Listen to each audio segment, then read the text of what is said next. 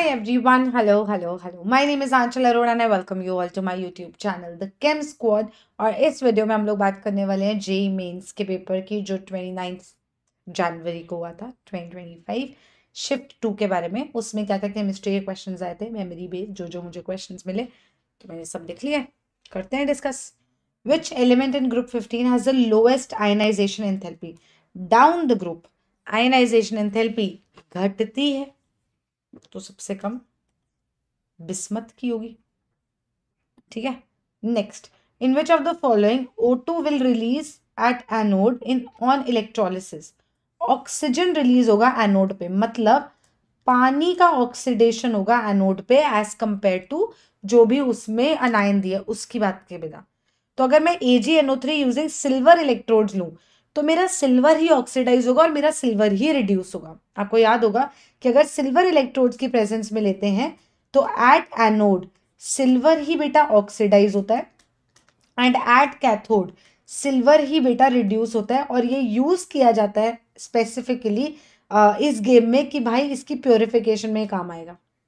ठीक है, प्योरिफिकेशन में इलेक्ट्रोलिसिस के थ्रू जो होता है उसमें ये काम आता है। इस वजह से ए तो आंसर नहीं है, तो ए तो वाला गलत हो गया, 1 और 4 गलत है। AgNO3 aqueous using platinum electrodes, ये सही है। इस वाले केस में क्या होगा, एट कैथोड तो सिल्वर आयन ही रिड्यूस होंगे क्योंकि भाई उनका डिस्चार्ज पोटेंशियल कम है या उनका reduction potential and discharge potential के कॉम्बिनेशन के थ्रू हमें ये पता चलता है कि यही रिड्यूस होंगे। पर at anode oxidation nitrate ion का नहीं होता है, उसके कंपैरिजन में पानी जो है वो हमारा भाई साहब ऑक्सीडाइज होगा और ऑक्सीजन रिलीज करेगा, तो ये सही है। वेरी डाइल्यूट H2SO4 जो है उसमें आपको एट कैथोड रिडक्शन में H+ से आपको हाइड्रोजन ही मिलेगा, पर एट एनोड पानी हमारा ऑक्सीडाइज होता है और ऑक्सीजन देता है। सल्फेट नाइट्रेट इन लोगों के कंपैरिजन में पानी ऑक्सीडाइज होने जाता है, उसका डिस्चार्ज पोटेंशियल कम है, वो इजीली इनके कंपैरिजन में इजीली ऑक्सीडाइज होता है, प्रोवाइडेड हमारे जो इलेक्ट्रोड्स हैं वो भी उसी लॉजिक के हों। तो सी भी सही है। वेरी कॉन्सेंट्रेटेड H2SO4 में ऐसा नहीं होता। वेरी डाइल्यूट में इनफ वाटर है कि वो जाके ये गेम खेल पाए। वेरी कॉन्सेंट्रेटेड में वो साफ साफ आपको ये दिखाना चाह रहे हैं कि पानी बहुत ही ना के बराबर है, वो नहा जा रहा है ऑक्सीजन रिलीज करने। ठीक है जी, तो इसका आंसर है B and C. Next question है, consider the following thermochemical reactions and choose the correct option. ये वाई है। पहला रिएक्शन है C डायमंड से C graphite plus X kilo joule. इस रिएक्शन का मतलब क्या है कि X किलो जूल एनर्जी जो है वो रिलीज हो रही है ड्यूरिंग द रिएक्शन, मतलब ये एक एक्सोथर्मिक रिएक्शन है। तो अगर मैं लिखूं C डायमंड से C ग्रेफाइट, C डायमंड से C ग्रेफाइट, तो इस रिएक्शन का delta H would be -X, energy release हो रही है प्रोडक्ट साइड पे। C डायमंड का कंबशन करेंगे तो Y kilo joule energy product पे दिख रही है, मतलब Y kilo joule energy release होगी, एक्सोथर्मिक रिएक्शन अगेन, तो मतलब C डायमंड का कंबशन करेंगे तो delta H for that reaction would be -Y। C graphite का कंबशन करेंगे तो delta H would be -Z।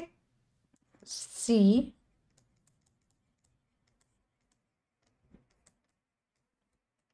यहां तक सही जा रहा है, डेल्टा H आ गया हमारे पास। अब वो कह रहा है कि इन तीनों को रिलेट करो। कैसे रिलेट करेंगे, इन दो इक्वेशंस को कैसे मैनेज करूं कि वो इस इक्वेशन में कन्वर्ट हो जाए। तो डायमंड मुझे रिएक्टेंट साइड पे रखना है लेकिन ग्रेफाइट प्रोडक्ट साइड पे है, तो अगर आप सेकंड वाले रिएक्शन को रिवर्स कर दो और फिर इन दोनों को जोड़ दो तो आपका फाइनल इक्वेशन आ जाएगी। करके दिखाओ। पहले वाले को एज इट इज लिख रही हूँ, C diamond plus oxygen is CO2। क्या बच रहा है भैया, फिर CO2 gives C graphite plus O2। Delta H यहाँ पे भी लिख देती हूँ, इसको तो मैंने छुआ नहीं तो इसका delta H as it is -Y था। नीचे वाले रिएक्शन को रिवर्स करा है तो उसके डेल्टा H को भी रिवर्स करना पड़ेगा। इन दोनों इक्वेशंस को अगर मैं ऐड करूं तो ये मेरे को मिल जाएगा C diamond gives C graphite. Equations जब ऐड होते हैं तो उनके डेल्टा H भी ऐड होते हैं, तो delta H for this reaction would be -Y plus Z which is -X के इक्वल, तो -X is equal to -Y plus Z। Right. तो मतलब माइनस एक्स का उधर माइनस ले जाओ, x is equal to y minus z, या फिर x plus z is equal to y बोल सकते हैं। तो x plus z is equal to y है क्या कहीं? x is equal to y minus z वाला है। ठीक है जी। Next question, a drug becomes ineffective when it decomposes to 50% of its concentration if 16 milligrams of said drug becomes 4 milligram in 12 months। 16 से 4 बन रहा है in 12 months। Find the time when the drug becomes ineffective given the decomposition of the drug is a first order reaction। first order reaction है, आओ है, half life की game है। 16 grams है, हाफ लाइफ में वो 8 ग्राम बना होगा, फिर अगली हाफ लाइफ में वो 4 ग्राम बना होगा, यही होगा। अगर 16 से 4 बनने में उसको 12 महीने लगे, जो 2 हाफ लाइफ में बटा हुआ है, तो इसका मतलब हाफ लाइफ हो गई 6 महीना, है ना, क्योंकि पहले 6 मंथ में वो पहला आधा हुआ, फिर अगले 6 महीने में वो नेक्स्ट आधा हुआ, तो हाफ लाइफ मेरे पास आ गई 6 months. A drug becomes ineffective when it decomposes to 50% of its concentration. If 16 mg of that drug was taken, 16 mg कर देते हैं, 16 mg of that drug was taken, तो वो कितने टाइम में इनइफेक्टिव होगा? जब वो 8 मिलीग्राम बनेगा, और वो कितने टाइम में 8 मिलीग्राम बना? 6 महीने में। तो 6 महीने में ड्रग जो है वो इनइफेक्टिव हो जाएगा। कोई कैलकुलेशन नहीं थी, लॉजिक था। Very nice question. Next, Statement 1. On mixing NaCl in ice, it will not melt at 0 degree Celsius. On mixing NaCl, freezing point of ice decreases. हाँ जी, on mixing NaCl in ice क्या होता है? its freezing point decrease करता है and it becomes less than 0 degree Celsius. Right? The freezing point of ice becomes less than 0 degree Celsius.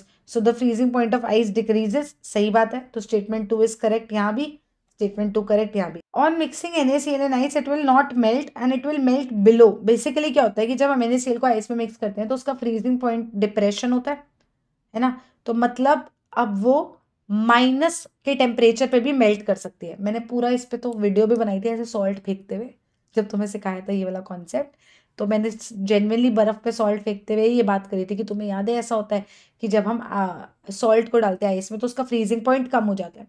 मतलब अब उसका freezing point 0 degree ना होके -2 है मान लो, तो -2 डिग्री पे ही वो आइस मेल्ट होने लग जाएगी। अगर बाहर का टेम्परेचर -2 है तो भी वो आइस मेल्ट हो जाएगी। तो मेरे हिसाब से तो दोनों स्टेटमेंट करेक्ट है। पता नहीं 3 क्यों दिया है। नॉट मेल्ट एट 0 डिग्री का मतलब है कि 0 से कम भी हो सकता है, ज़्यादा भी हो सकता है, तो आपको ढंग से लिखना चाहिए था। कुछ तो लूप होल है। Will still check this. मेरे हिसाब से तो 1 है भाई, दोनों ही सही है। नॉट कर रहा है ना। Predict value of magnetic moment of given coordination compound K3FeOH whole 6 and K4FeOH whole 6। Magnetic moment की trick, 1 unpaired, 2 unpaired, 3 unpaired, 4 unpaired या 5 अनपेयर्ड इलेक्ट्रॉन्स, इतने ही पॉसिबल है। अगर 1 अनपेयर्ड इलेक्ट्रॉन है, 2 है, 3 है, 4 है, तो कैसे सोचना है? तो हमें लिखना है 1 2 3 4 5, 6 खा जाना है, 7 8 9 9 9। तो अगर 1 अनपेयर्ड इलेक्ट्रॉन निकला डी की कॉन्फ़िगरेशन लिखने के बाद, तो मतलब 1.7 के आसपास मैग्नेटिक मोमेंट होगा। 2 निकले तो 2.8, 3 निकले तो 3.9, 4.9, 5.9। तो अब मेरे को यहाँ पे ऑक्सीडेशन स्टेट चाहिए आयन की, क्या हो जाएगी? +3 + x - 6 is equal to 0, x is equal to +3। Iron +3 में कितना होता है? D5। तो मैं D5 बनाऊंगी और मैं खुद से पूछूंगी कि बताओ या OH- वीक की स्ट्रॉन्ग? वीक। वीक तो मतलब पेयरिंग नहीं होगी, मतलब 5 के 5 अनपेयर्ड इलेक्ट्रॉन्स है, मतलब 5.9 बोहर मैग्नेटॉन मैग्नेटिक मोमेंट है। आंसर यहीं से आ गया। फिर भी अगला वाला करेंगे। नेक्स्ट वाले केस में आयन की oxidation state +4 + x - 6 is equal to 0 से x की वैल्यू आ जाएगी +2। +2 का मतलब है D6। 1 2 3 4 5 6। क्या अनपेयर्ड इलेक्ट्रॉन्स रहेंगे? 4 रहेंगे, क्योंकि पेयरिंग नहीं हो सकती है, तो 4 अनपेयर्ड इलेक्ट्रॉन्स रहेंगे। 4.9 बोर मैग्नेट्रॉन डायरेक्ट आंसर आ जाएगा। Next question, in which of the following oxides of given metal will have minimum radius? Oxides of given metals will have minimum radius. अच्छा जी, तो ये टाइप का ऑक्साइड होगा Li2O, ये type का oxide होगा BeO, ये टाइप का ऑक्साइड होगा क्या? B2O3, सोडियम वाला Na2O, बना के दिखा रही हूँ बस, ये Al2O3 और मैग्नीशियम वाला MgO। तो टाइप ऑफ ऑक्साइड क्या है? ये है A2O टाइप का, ये है AO टाइप का, और ये है A2O3 टाइप का। ठीक है जी। मिनिमम रेडियस किस केस में होगा इसमें से? मिनिमम रेडियस इन सब में से सबसे कम रेडियस किस केस में होगा? यार सबसे छोटा साइज किसका होता है? बेरिलियम का साइज लिथियम से भी कम होता है ना, तो बेरिलियम आयन का साइज लिथियम आयन से भी कम होगा, तो बेरिलियम आयन का साइज सबसे छोटा होगा। तो BeO वाले केस में साइज सबसे छोटा होगा जो AO है। सोच कितना घुमा के इतनी सी बात पूछिए कि किसका आयनिक साइज छोटा है, कितना घुमाया। ठीक है, तो इसका आंसर हो जाएगा option 4। Next, on increasing the pressure the volume decrease is more in an isothermal reversible process than in an adiabatic reversible process. Isothermal reversible process का मतलब है डेल यू जीरो, क्योंकि चेंज इन टेम्परेचर जीरो होता है, मतलब temperature constant होता है। ठीक है, एडियाबैटिक रिवर्सिबल प्रोसेस में ये कांस्टेंट होता है, वर्क जो भी हो रहा होता है या वर्क जो भी होता है वो इंटरनल एनर्जी के कॉस्ट पे अगर गैस कर रहे हो तो होता है, और अगर वर्क गैस पे किया जा रहा है तो उसकी इंटरनल एनर्जी बढ़ती है। यहाँ पे ना डायरेक्ट ग्राफ से देखो, वो जो वर्क डन वाला ग्राफ बनाते थे, अब हम बात शुरू कर रहे हैं कम प्रेशर से और ज़्यादा की तरफ जा रहे हैं। आइसोथर्मल रिवर्सिबल आइसोथर्मल का ग्राफ, अरे भैया ये क्या बन गया? रिवर्सिबल आइसोथर्मल का ग्राफ ऐसे, रिवर्सिबल एडियाबैटिक का ग्राफ ऐसे। जब हम work done by the gas करते थे, मतलब हम वॉल्यूम गैस की बढ़ रही है, अगर हमने यहाँ से शुरू करा तो आइसोथर्मल का ग्राफ ऐसे होता था, एडियाबैटिक का ऐसे होता था। और जब हम कंप्रेशन की बात कर रहे हैं, मतलब प्रेशर बढ़ रहा है वॉल्यूम घट रही है, उल्टा जाते थे, तो तुम्हें याद होगा ये ग्राफ्स ऐसे बढ़ते थे, ऐसे। ये वाला ग्राफ आइसोथर्मल का था और ये वाला एडियाबैटिक का था। मैंने वही बनाया है, एडिया वाला ऊपर, आइसो वाला नीचे। एक पर्टिकुलर V1 P1 से शुरू है, V1 P1 से, और वो कह रहा है कांस्टेंट प्रेशर पे बात हो रही है, तो किसी पर्टिकुलर प्रेशर तक अप्लाई किया तो किस में वॉल्यूम डिक्रीज ज़्यादा है? अगर इस प्रेशर पे ये वॉल्यूम देखें एडियाबैटिक की तो ये इतनी है, और अगर मैं आइसोथर्मल में देखूँ ये वाला तो ये इतनी है। तो वॉल्यूम डिक्रीज ज़्यादा आइसोथर्मल पे मिली, मुझे मिली, तो वॉल्यूम डिक्रीज ज़्यादा आइसोथर्मल पे है, तो असर्शन तो करेक्ट है, तो आंसर या तो 1 है या तो 2 है। Next, adiabatic reversible process is given by PV gamma and isothermal reversible process is given by PV is equal to constant. तो डायरेक्ट है यार, फॉर्मूला बेस्ड, तो ये भी सही है, तो assertion and reason both are correct. Next, correct statements for 0.1 molar solution of Ki। Okay, 200 ml Ki reacts with 0.004 moles of KiO3। I minus है, IO3 माइनस है, कितना मोलर है Ki का? 0.1 मोलर। इसके नंबर ऑफ मोल्स कितने हो जाएंगे? 0.1 number of moles is molarity into volume, litre में ले ले जरा एक बार, 0.002, नहीं 0.02 देख लेते हैं यार, इंसान ही हमसे भी गलती हो सकती है। 0.02, तो इसके 0.02 मोल्स हैं। इसको IO3 माइनस के कितने मोल्स चाहिए होंगे टू रिएक्ट? जब भी दो चीजें रिएक्ट करती हैं तो उनकी क्या पक्का इक्वल होता है? Gram equivalents. तो gram equivalents of I minus is equal to gram equivalents of IO3 minus. Gram equivalents would be number of moles into n factor. यहाँ पे देखिए I माइनस से I2 जा रहा है, चेंज 1 का, -1 से 0 जा रहा है, एटॉमिसिटी 1। IO3 माइनस +5 से 0 जा रहा है, चेंज 5 का, atomicity 1, number of moles into 5, n की वैल्यू हो जाएगी 0.02 अपॉन 5। बच्चा मैं सिर्फ सॉल्व कर रही हूँ इसको, तो ये हो जाएगा 0.004 मोल्स आ जाएंगे, विच इज करेक्ट। तो फर्स्ट स्टेटमेंट करेक्ट है, तो आंसर या तो 1 है या तो 4 है। ठीक है जी। अब टेक्निकली मुझे क्या क्या कंपेयर करना चाहिए, मुझे सिर्फ 4 और 3 देखना चाहिए, या तो 4 सही होगा या तो 3 सही होगा, तो मैं इन्हीं की बात करती हूँ। Equivalent weight of KiO3 would be molar mass upon n factor, ये बिल्कुल सही बात है, डायरेक्ट है, तो 1 आ गया। 3 क्यों गलत है? 3 गलत होएगा क्योंकि कितने मोल्स बनेंगे, ग्राम इक्विवेलेंट फिर से इक्वल करके निकाल लो, नहीं आएंगे इतने मोल्स। डायरेक्ट क्वेश्चन था यार सेकंड पार्ट, तो फर्स्ट पार्ट में दिमाग लगा था। नेक्स्ट, ओहो ये मुझे ठीक से लिखना पड़ेगा। Apollo aircraft, inverter cell, transistor, hearing aid, ठीक है। अच्छा क्या बताना है, match the following. Apollo aircraft में क्या होगा, हाइड्रोजन फ्यूल सेल होगा, और हाइड्रोजन फ्यूल सेल होगा तो 1 का 4 होगा, 1 का 4 आंसर तो आ ही गया वैसे, हम बस अपोलो से ला रहे थे वो हमारा आंसर, पर चलो फिर भी देख लेते हैं। इन्वर्टर सेल जो होता है उसमें लेड और लेड ऑक्साइड का गेम होता है, anode lead, cathode lead oxide, मतलब फैक्ट बेस्ड है यार ये डायरेक्टली। ट्रांजिस्टर जो होता है उसमें क्या होता था, ट्रांजिस्टर में जिंक वाला था ना, जिंक और carbon rod, and hearing aid में जिंक अमलगम और HgO। सेल कौन से डलते हैं वो मैच करना था, फैक्ट बेस्ड है, नहीं अटेम्प्ट किया हुआ तो बेटर है, गलत होने के चांसेस बहुत ज़्यादा थे इसमें तो। Next question, the maximum number of spectral lines observed when electron jumps from fourth excited state to ground state. भैया fourth excited state n is equal to 4 ना कर देना, n इज इक्वल टू 5 होता है, तो n इज इक्वल टू 5 से ground state पे गया है, नंबर ऑफ स्पेक्ट्रल लाइन्स बताना है। ठीक है, क्या आएगा, कितनी स्पेक्ट्रल लाइन्स आएंगी इसमें,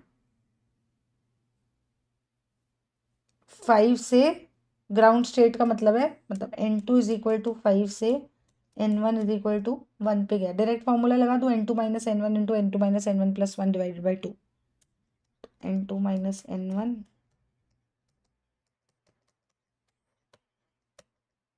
4 इंटू 5/2, 10 लाइन्स आ जाएंगी टोटल। नेक्स्ट, हाँ जी, वैसे तो इसको ऐसे भी कर सकते थे, एक और फॉर्मूला मैंने तुम्हें बताया हुआ है, sigma n2 minus n1 which was sigma 4, जिसका मतलब था 4 + 3 + 2 + 1, तो ये आ जाएगा 3 + 3 6 + 4 10। मैंने ये फॉर्मूला कराया हुआ है, ये फॉर्मूला बुक्स में मिलता था, लेकिन मैं इसके अकॉर्डिंग भी करा रही हूँ क्योंकि मैंने तो ये कराया हुआ है ना तुम्हें। Number of sigma and pi bonds in hex 1n4 आइन, 2 3 4 5 6, हेक्स 1 पे डबल बॉन्ड, 2 3 4, 4 पे ट्रिपल बॉन्ड, सही बना है। हाइड्रोजन लगा लूँ, हर कार्बन 4 बॉन्ड बनाता है, 2 3 4, 1 2 3 4, 1 2 3 4, 1 1 2 3 4, इसको नहीं हाइड्रोजन नहीं लगाना, 1 2 3 4, इस कार्बन पे भी हाइड्रोजन नहीं आएगा, ये कार्बन एक बॉन्ड बना रहे हैं तो इस पे 3 हाइड्रोजन आएंगे। सिग्मा गिने, 1 2 3 डबल बॉन्ड, एक सिग्मा एक पाई, 4 5 6 7 8 9 10 11 12 13, 13 सिग्मा। पाई कितने हैं मेरे बच्चे, 1 2 3, 3 पाई, 13 sigma 3 pi, direct. Next, which of the following forms the most stable carbocation, सबसे स्टेबल कार्बोकटायन किसका बनेगा, सब में से ब्रोमीन हटा के कार्बन में पॉजिटिव ला दो और इसका स्ट्रक्चर बनाओ ताकि तुम्हें दिखेगी क्या हो रहा है। फर्स्ट केस में ये बनेगा,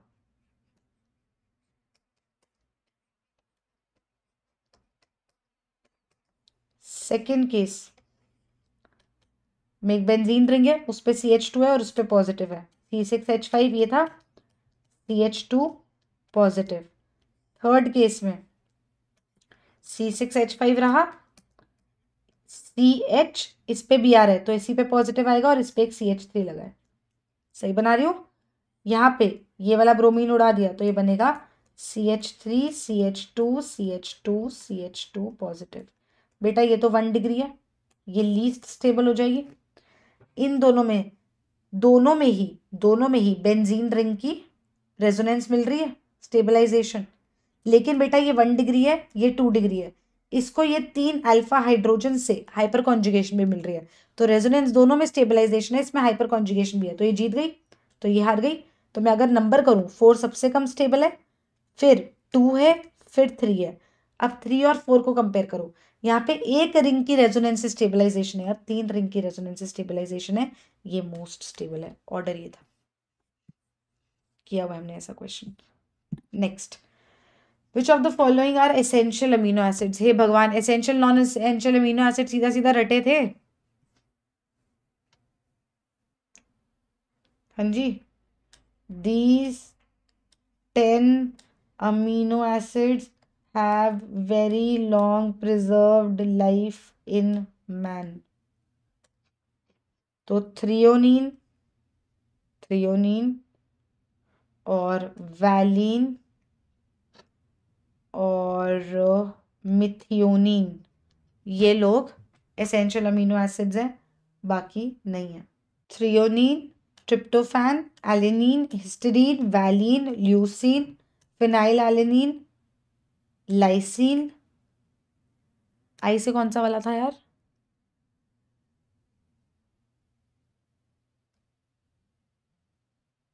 आइसोल्यूसिन एंड मिथियोनिन, तो ये वाले एसेंशियल है। Next, in which of the following reaction sequence azo dye is formed. Reduction होगा यहाँ पे तो NH2 बन जाएगा, फिर ये N2Cl तो बनाएगा ही बनाएगा, N2 पॉजिटिव Cl माइनस। अब इसका रिएक्शन फिनॉल से करा दो या फिर फिनॉल के भाई बहन से करा दो, तो वो हमें बना के दे देगा जो इधर है, मतलब फिनॉल के भाई बहन मतलब उसके आगे नैफ्थलीन से, तो ये वाले केस में बन जाएगा इन स्लाइटली बेसिक मीडियम होता है, और एनिलीन के साथ इन स्लाइटली एसिडिक मीडियम होता है। Next, in paper chromatography stationary phases. Paper बकवास, स्टेशनरी फेज क्या था? जो सॉल्वेंट जो वाटर ट्रैप्ड इन पेपर होता है वो था stationary phase. In thin layer chromatography liquid is used as the stationary phase. Thin layer chromatography में भी लिक्विड कहाँ होता है? सॉलिड सब्सटेंस यूज होता है यार, वो सिलिका जेल या एल्यूमिना जो होता है वो यूज होता है स्टेशनरी फेज की तरह, लिक्विड थोड़ी होता है। तो ये तो दोनों ही गलत है। Fact based questions. Okay, which of the following compound will give phenol on reaction with HBr? HBr oxygen के लोन पेयर है, ये टूटेगा H+Br- में, ऑक्सीजन के लोन पेयर उस को लेने जाएंगे। मैं बस एक का एग्जाम्पल दे रही हूँ अभी, गुड लीविंग ग्रुप हो जाएगा। अब या तो ये बॉन्ड टूटेगा या तो ये बॉन्ड टूटेगा, डिपेंडिंग ऑन कि कहाँ पे कार्बोकटाइन ज्यादा स्टेबल है। तो एक अल्कोहल बनती है, एक कार्बोकटाइन बनती है, फिर उसमें ब्रोमीन लगता है तो वो हो जाता है। ठीक है जी, अब यहाँ पे ये कार्बोकटाइन ज्यादा स्टेबल होगी तो ये बना देगी, फिर Br यहाँ लग जाएगा और CH3OH निकल जाएगा। अगर ये जाके प्रोटोनेट हो जाए और इस पे H लग जाए तो ना ये बॉन्ड टूटने लायक ना ये, तो ये तो कुछ भी रिएक्शन नहीं देगा।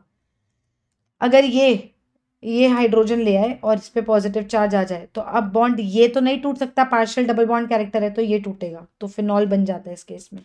ये सही आंसर है, ऑप्शन 3। किए हुए हमने ये ईथर के reactions. Metaxylene on nitration followed by oxidation gives 4 nitrobenzene. गलत लिखा हुआ है, पहले तो मैं इसकी टाइपिंग चेक करूं भैया क्या लिखा है मैंने। ये मेटाजाइलिन और nitration followed by oxidation gives 4 nitrobenzene 1,3 dicarboxylic acid. अच्छा ठीक है जी, पहले तो शुरू करते हैं। मेटाजाइलिन क्या होता है? टोलुइन के मेटा पे CH3, इसकी अगर मैं नाइट्रेशन करूं, CH3 जो होता है वो ऑर्थो पैरा डायरेक्टिंग ग्रुप है, तो या तो ऑर्थो या तो पैरा। अब देखो ध्यान से, यहाँ पे तो स्टेरिक हिंड्रेंस का नाटक होगा, 2 मिथाइल ऑलरेडी है, बीच में आके तो नहीं लगेगा नाइट्रो, तो या तो यहाँ लगे या तो यहाँ लगे, दोनों इक्वल ही बात है क्योंकि CH3 की पोजीशंस पे और तो ही है वो। तो ये दे दिया मैंने, ये बन गया। अब इसकी ऑक्सीडेशन करी KMnO4H+ से, तो ये NO2 एज इट इज, ये हो जाएगा COOH, COOH। ठीक है, अब नंबरिंग, अगर मैं ये 1 करूं, ये 2 करूं, ये 3 करूं, तो ये 4 5 6 न, मुझे दोनों COH को कम नंबर देना है पर मुझे NO2 को भी 6 तो नहीं देना। पर अगर मैं ये नंबरिंग करूं तो NO2 को 4 मिलेगा, तो 4 नाइट्रो बेंजीन 1,3 डाइकार्बोक्सिलिक एसिड ही बनेगा। True true true. तो आंसर या तो 1 है या फिर 4 है, देखते हैं। Methyl group is also para directing while nitro is Meta. बिल्कुल सही बात है, बिल्कुल, वाह वाह क्या बात कही है। तो दोनों स्टेटमेंट्स करेक्ट है, आंसर है 1।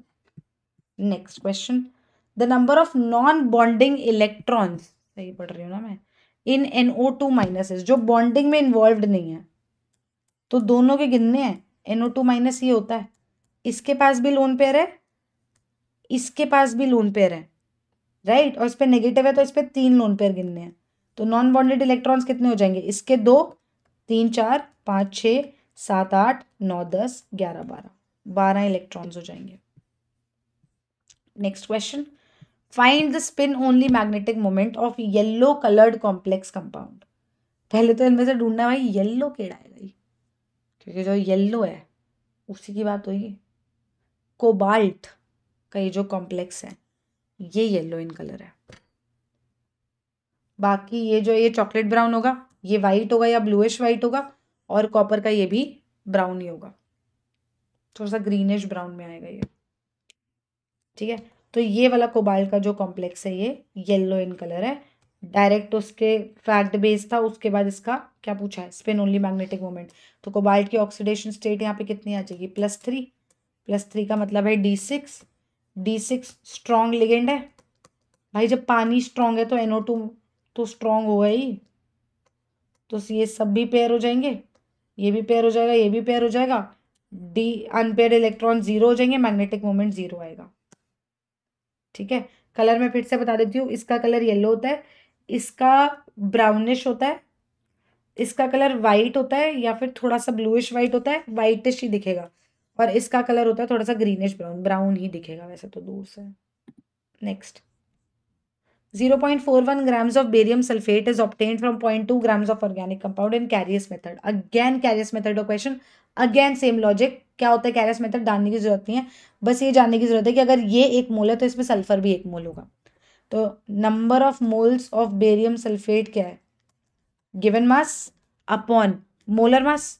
मोलर मास कितना होता है इसका, 233। ठीक है जी, number of moles of barium sulphate आ गए। अब अगर 1 मोल ऑफ बेरियम सल्फेट होता तो उसमें 1 मोल सल्फर होता, पर 0.41 upon 233 moles of barium sulphate है, तो उसमें भी 0.41 अपॉन 233 मोल्स ऑफ सल्फर होगा। तो सल्फर का मास आ जाएगा number of moles into molar mass. Sulphur का मास आ गया, और ये सल्फर का मास जो है अब हमें परसेंटेज सल्फर दे देगा कि कितना सल्फर प्रेजेंट है अपॉन कितना ऑर्गेनिक कंपाउंड है। 0.41 into 32 upon 233 divided by 0.2 into 100। तो सॉल्व वॉल्व करोगे तो तुम्हारा आंसर आ जाएगा।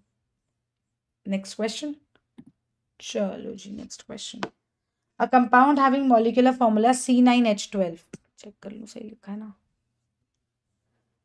ठीक है, C9H12 does not give Baeyer's test. Baeyer's test नहीं देता ये। Possible structural isomers of C9H12 which have non-aliphatic substitution sites are. Interesting question. Baeyer's test कौन देता है, बेयर्स टेस्ट क्या था, क्या था, एल्केलाइन KMnO4 का डीकलराइजेशन करवाता था। कौन कौन करवाता था, एल्कीन्स करवा लेते थे, एल्काइंस करवा लेते थे, लेकिन एल्केन्स नहीं कराते थे, बेंजीन नहीं कराता था। तो C9H12, क्या मैं इसकी डिग्री ऑफ अनसैचुरेशन निकाल सकती हूँ, देखो C9 है तो H होना चाहिए था 20। अगर H 20 होता तो ये सैचुरेटेड होता, तो डिग्री ऑफ अनसैचुरेशन हो जाएगा 20 माइनस एक्चुअली कितना है divided by 2, 4 degree of unsaturation है। तो या तो 4 पाई बॉन्ड्स हो, या तो 4 रिंग्स हो, या तो 2 पाई 2 रिंग्स हो, and you know the permutation combination game. पर हमें ये पता है कि 4 पाई बॉन्ड्स है, तो जब भी मुझे 6 या 6 से ज़्यादा कार्बन दिखते हैं और वो कह रहा है कि 4 डिग्री ऑफ अनसैचुरेशन है, तो मुझे बेंजीन लगता है कि 3 पाई बॉन्ड्स होंगे, 1 रिंग होगी, मेरे लिए ईजी हो जाता है। और उसके अलावा मुझे 3 कार्बन का गेम खेलना है और 9 कार्बन पूरे हो जाएंगे फिर। अब गेम ये है कि वो जो कंपाउंड है वो बेयर्स टेस्ट नहीं दे रहा है। इसका मतलब ये 3 कार्बन जो है ये एल्कीन फॉर्म में नहीं हो सकते। इसका मतलब मेरा बेंजीन सही बना है, और मैं एल्कीन से एल्काइंस नहीं बना सकती क्योंकि बेंजीन नहीं देता है। तो या तो ये तीनों कार्बन यहीं होंगे, या तो 2 कहीं 1 कहीं होंगे। अब वो कह रहा है possible structural isomers of C9H12 बताओ which have 4 non aliphatic substitution sites. मतलब 4 ऐसी जगहें हो जहां पे मैं सब्सटीट्यूशन कर पाऊं विच आर नॉन एलिफेटिक। मतलब मैं एक ऐसा बेंजीन का कंपाउंड बनाऊं जिसपे मैं 3 कार्बन ऐसे जोड़ूं कि उस पे 4 साइट्स मिल जाए सब्सटीट्यूशन करने के लिए। ठीक है, तो अगर मैं तीनों कार्बन ऐसे जोड़ूं तो 1 2 3 4 5 साइट्स मिल जाएंगी। ना ना, 4 चाहिए, 4 चाहिए भैया। तो मतलब एक जगह 2 कार्बन उड़ा दो, एक जगह 1 लगा दो, तो अब 1 2 3 4 सब्सटीट्यूशन साइट्स हैं। इसी के भाई बहन बना दो। ऑर्थो पैरा, ये ऑर्थो हो गया। ऐसा ही एक मेटा बना दो, और ऐसा ही एक पैरा बना दो। ये भी बहुत अच्छा क्वेश्चन था। पैरा इधर बना देते हैं। वेरी नाइस क्वेश्चन, बात समझ आई।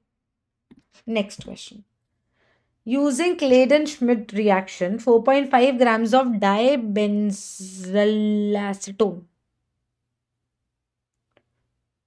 डाइबेंजल भाई साहब is formed using 5.3 grams of benzaldehyde। Benzaldehyde से कुछ बना जिसका नाम है डाई बेंजल एसीटोन। मतलब ये था एसीटोन, पर बेंजल है, याद है बेंजाइल was this। बस याद दिला रही हूं, मेरा काम है।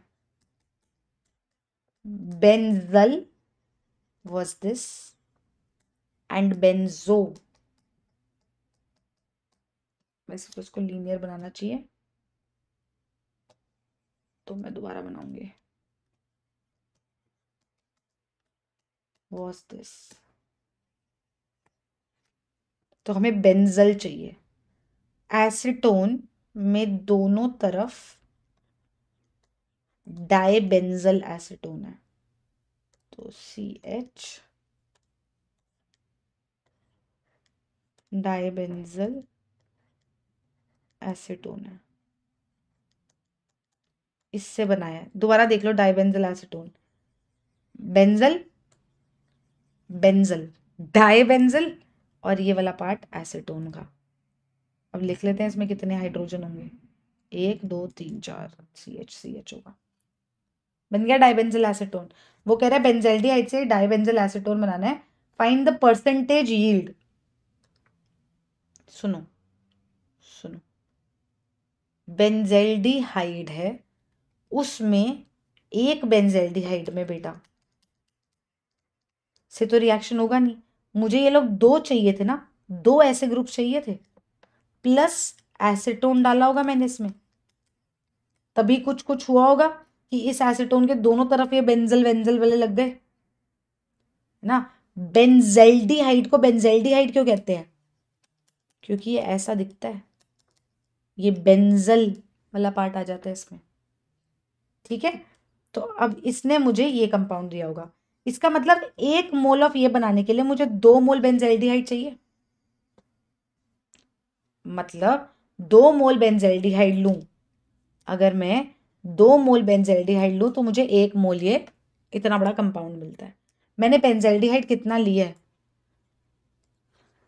गिवन मास अपॉन मोलर मास, गिवन मास है 5.3 ग्राम्स। मोलर मास क्या होगा बेंजेल्डिहाइड का, बना देते हैं बेंजल्डिहाइड। कितने कार्बन, 1 2 3 4 5 6 और एक 7। हाइड्रोजन 1 2 3 4 5 और एक 6। ये है मोलर मास कितना आ जाएगा, 7 into 12 plus 6 into 1 plus 16 which would be 84 plus 22 मैं क्या जी 106। नंबर ऑफ मोल्स आ जाएंगे। गिवन मास 4.5 है ना, कितना था, कितना लिया था, sorry 5.3 grams of benzaldehyde. 5.3 upon 106। ठीक है, तो ये 10 हो जाएगा, ये 2, तो 1/20 मोल्स बेंजल्डिहाइड लिया। मेरे को ये पता है कि 2 से 1 बनता है, तो 1/20 से बनेगा बेटा 1/40 मोल्स ऑफ द प्रोडक्ट, वो जो बड़ा सा बना था। अब इसका मास निकाल लें। कैसे निकलेगा मास, formula 1 carbon 2 carbon 3 carbon 4 carbon 5 carbon 6 carbon 7 carbon 8 carbon 9 10 11 12 13 14 15 16 17 17 H कितने, 1 2 3 4 5 6 7 8 9 10 11 12 13 14 और एक ऑक्सीजन। तो मोलर मास आ जाएगा 17 इंटू 12 प्लस 14 प्लस 16। मैं क्यों कैलकुलेट करूं, 17 इंटू 12, पागल हो गया मैं। 17 इंटू 12 प्लस 14 ते प्लस 16 आएगा 234। तो सुनो 234 ग्राम्स हमारा मोलर मास है। तो इसका मतलब अब मेरा प्रोडक्ट बनना चाहिए as per mole concept, number of moles into molar mass, इतना बनना चाहिए। पर एक्चुअली कितना बन रहा है, वो कह रहे तेरा बनना चाहिए घर पे रख, एक्चुअली 4.5 मोल्स बन 4.5 ग्राम्स बन। तो परसेंटेज यील्ड हो जाएगा कितना प्रोडक्ट बना अपॉन कितना प्रोडक्ट बनना चाहिए था as per mole concept into 100। इसको सॉल्व करोगे तो 77% आएगा बेटा। ठीक है, तो ये हो गया सेकंड पेपर। अच्छा पेपर आया था, गुड पेपर्स। चलो मिलते हैं नेक्स्ट वीडियो में, तब तक के लिए अपना ख्याल रखें, सुरक्षित रहें। Subscribe to the channel if you haven't already, कर लिया तो और उसे करा दो, और प्लीज़ लाइक कर दिया करो वीडियो को, प्लीज़ कमेंट कर दिया करो भाई, ज़रूरी है ये, कुछ एल्गोरिदम का खेल होता है, नहीं समझ पा रही मैं लेकिन कुछ होता है, तुम समझो प्लीज़। बाय।